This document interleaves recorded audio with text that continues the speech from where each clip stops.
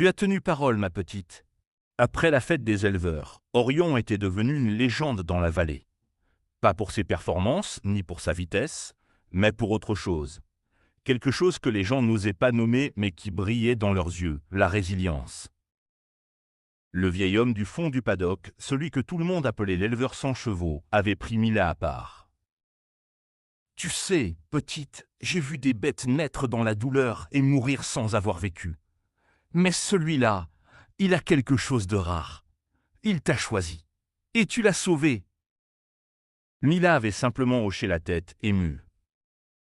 L'hiver s'était installé pour de bon. Orion dormait désormais dans une écurie isolée qu'un voisin leur avait cédée, gratuitement. C'est pour votre cause, avait-il dit, en posant ses clés dans la main de Matisse. Cette histoire m'a rappelé ce que c'est d'aimer. Mais Mila, elle, était ailleurs.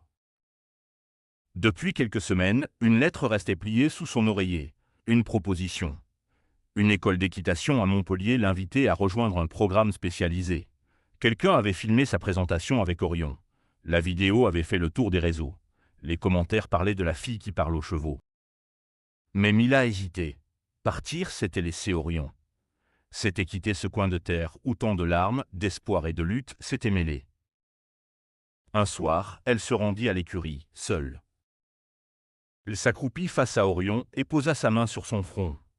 « J'ai peur de partir. J'ai peur que tu te sentes abandonné. » Le cheval, comme toujours, resta immobile, mais ses yeux brillèrent d'une étrange intensité. Mais papy dit que quand on aime quelque chose, on lui ouvre la porte. On ne l'enferme pas dans la peur. Elle se leva. « Alors, je te fais une promesse, Orion, celle de revenir, celle de ne jamais te laisser derrière.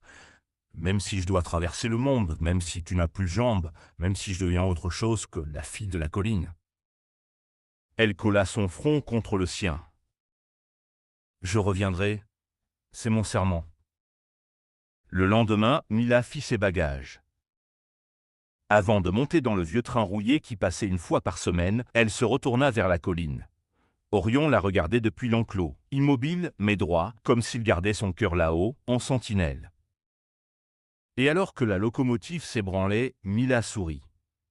Pas un sourire de tristesse, mais un sourire d'espoir. Car certaines blessures font de nous des guerriers.